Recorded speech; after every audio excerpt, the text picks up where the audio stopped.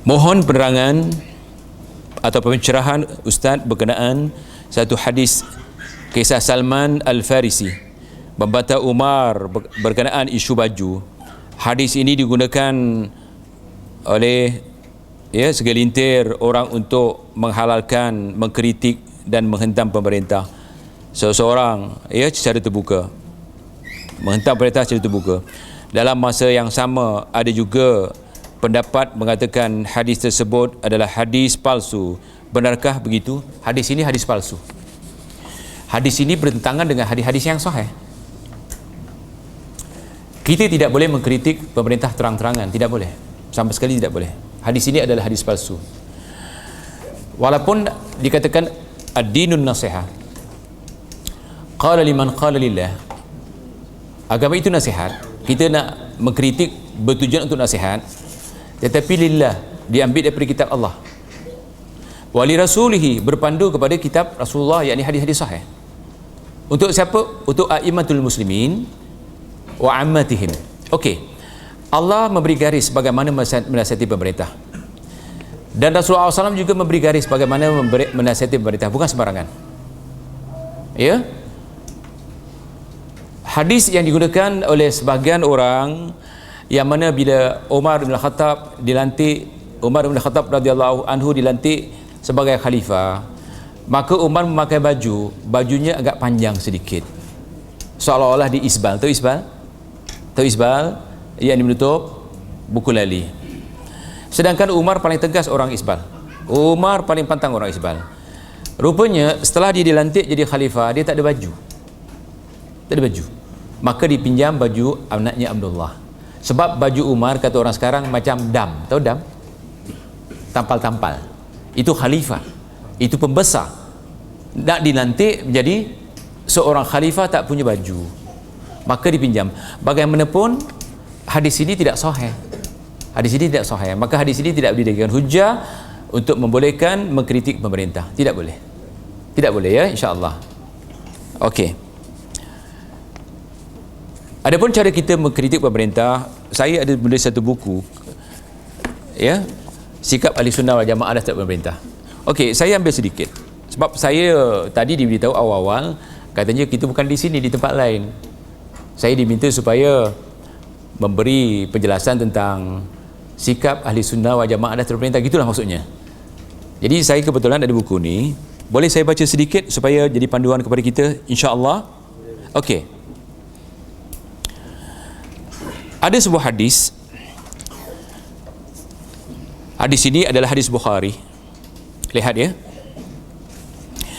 Qala Rasulullah sallallahu alaihi wasallam, "Man arada an yansaha lidhi sultan fala yabduhu alaniyah wal ya'khudh biyadihi fa in sami'a minhu fadhak wa illa kana adda alladhi alayh." Siapa yang ingin menasihati pemimpin, maka janganlah melakukannya dengan terang-terang di khalayak ramai dan di hadapan umum, dan hendaklah dia mengambil tangan bersumbuka empat mata dengannya.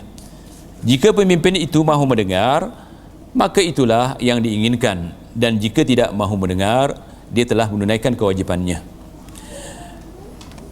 Di dalam sebuah buku, ya, saya tulis di sini, apabila kemungkaran itu dilakukan oleh seorang pemimpin atau selainnya, hendaklah dia dinasihati dengan lemah lembut dan secara rahsia sehingga tidak diketahui oleh seorang pun, dengan harapan dia mahu menerimanya. Jika dia enggan, maka mintalah bantuan seorang untuk menasihatinya dengan bersembunyi-sembunyi agar dia menerima nasihatnya. Jika sekiranya dia menolak juga, maka boleh secara terang-terang mengingkari sifat pemimpin. Mengingkari, bukan mengkritik pemimpin. Kemudian Imam Syaukani rahimahullah berkata, orang yang menyedari sebahagian permasalahan tentang kesalahan pemimpin, hendaklah menasihatinya, jangan menyebarkan di halaman di hadapan halayak ramai ataupun di depan publik. Namun hendaklah dia berbincang secara empat mata dalam menasihatinya, tidak merendahkan dan tidak menjatuhkan maruah dan martabatnya, serta tidak melekehkannya sebagaimana terdapat dalam hadis-hadis sahih. Okey. Saya ambil perkataan ini dalam sebuah buku yang ditulis oleh Imam Syaukani, Salil Jar. Begitu juga ya, Abu Usama Zaid mengatakan, nasihatilah para penguasa, perbanyakkanlah doa untuk mereka agar mereka melakukan kebaikan dan kebenaran dalam beramal dan menjalankan hukum-hukum.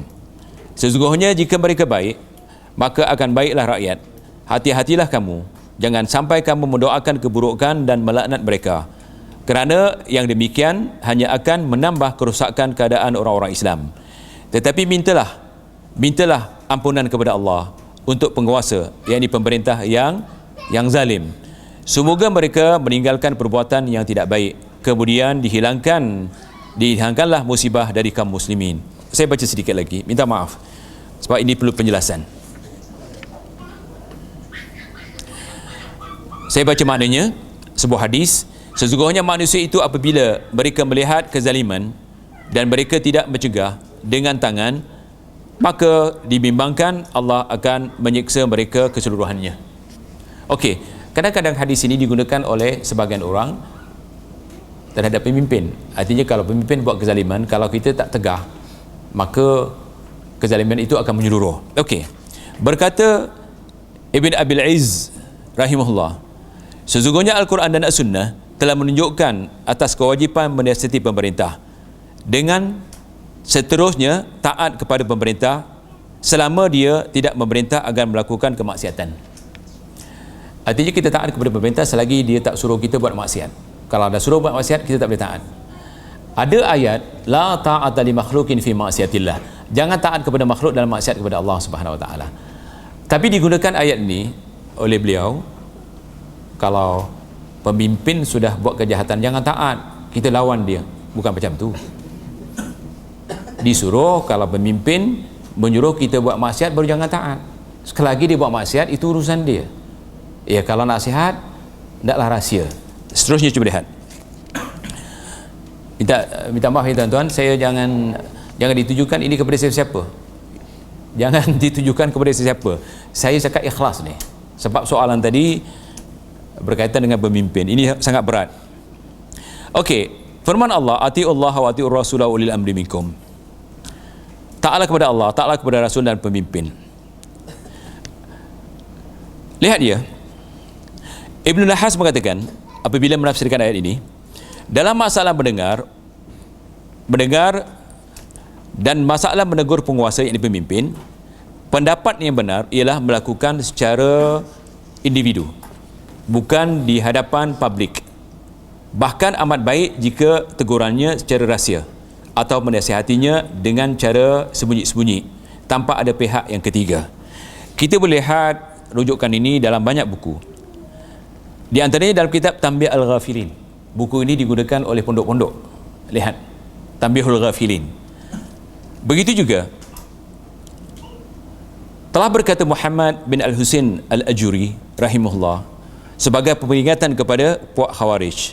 Khawarij adalah golongan yang menentang kepimpinan orang Islam sebagaimana yang terjadi terhadap kepimpinan Ali radhiyallahu anhu. Cara mereka menentang dengan melontarkan slogan la hukma lillah. Maksudnya tiada hukum kecuali dari Allah. Jadi siapa yang tak berhukum kepada Allah, bagi Khawarij kita terang-terang tebarkan bahawa pemimpin ini fasik, pemimpin ini zalim, supaya rakyat bangun jatuhkan pemimpin. Kenapa Islam menyuruh kita merasihati secara sembunyi-sembunyi? Supaya jangan jadi fitnah. Sebab orang yang tak senang memimpin akan menggunakan istilah yang kita gunakan menasihati pemimpin sebagai modal untuk menjatuhkan pemimpin. Ini sudah berlaku dalam sejarah. Jadi makanya yang dikatakan ulama, kita tidak boleh menasihati pemimpin kecuali dengan empat mata, jahat macam mana sekalipun.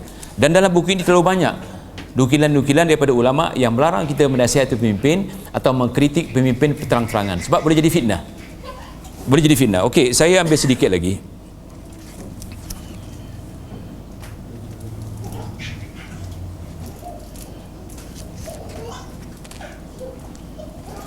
Misalnya ya, kata Rasulullah, selepas peninggalanku ini, kamu akan diperintah oleh pemerintah demi pemerintah. Artinya tidak ada khalifah lagi. Ada pemerintah demi pemerintah. Seperti Mesir satu pemerintahan, Saudi satu pemerintahan, Malaysia satu pemerintahan, Indonesia satu pemerintahan. Ada pemerintah yang baik dan ada pemerintah yang baik, maka dia akan memerintah dengan kebaikan yang ada padanya. Ada pemerintah yang zalim, jahat, fajir, maka dia memerintah dengan keburukan, kezaliman yang ada padanya. Patuhilah kepada mereka dan taatilah mereka pada perkara-perkara yang bersesuaian dengan kebenaran. Jika mereka melakukan kebaikan, maka faedahnya untuk kamu, dan juga mereka melakukan keburukan, maka kamu. Jika mereka melakukan keburukan, maka kamu, ya, jika sabar, mendapat pahala dari keburukannya, dan mereka mendapat dosa atas perbuatannya. Begitu juga, saya ambil maknanya. Yang mana hadis ini adalah yang saya baca tadi, hadis diriwayatkan oleh Ibn Abi Asim, disahihkan oleh Albani, dan hadis seterusnya. Sesungguhnya kamu sekalian akan menyaksikan setelahku penghambaan dan berbagai-bagai permasalahan yang kamu ingkari, yakni yang kamu tidak senangi yang dilakukan oleh pemerintah. Mereka para sahabat bertanya, maka apa yang engkau perintahkan kepada kami, wahai Rasulullah? Baginda bersabda, tunaikanlah kepada para penguasa, yakni pemerintah pemimpin, hak mereka, dan mintalah hak kamu kepada mereka. Yakni kita dilarang memberontak dan sebagainya. Begitu juga Imam Ahmad setelah berbincang mengatakan tentang hadis ni, wajib bagi kaum muslimin ataupun wajib untuk kamu sekalian untuk mengingkari dengan hati. Jangan keluar dari ketaatan kepadanya. Jangan memecah belah barisan muslimin, dan jangan menumpahkan darah kamu dan darah kaum muslimin. Fikirkanlah akhir dari perkara ini. Bersabarlah sehingga orang yang baik boleh tenang dan orang yang jahat berhenti melakukan hal itu. Beliau menambah bahawa keluar dari ketaatan adalah tidak benar dan menyalahi sunnah, dan banyak lagi, ya. Subhanallah, kalau saya nak baca ni perlu satu kuliah. Ala kulli hal, siapa membaca buku ni, saya menulis dengan jujur. Rujukannya adalah kitab-kitab salaf. Saya tak ambil kitab-kitab bid'ah. Saya bawa Quran, bawa hadis, dan sejumlah fatwa ulama yang kita tidak boleh mengkritik pemerintah terang-terangan. Kerana orang-orang fajir, orang-orang yang rosak akhlaknya akan menggunakan, ya, hujah-hujah kita nanti untuk menjatuhkan pemerintah. Wallahu a'lam.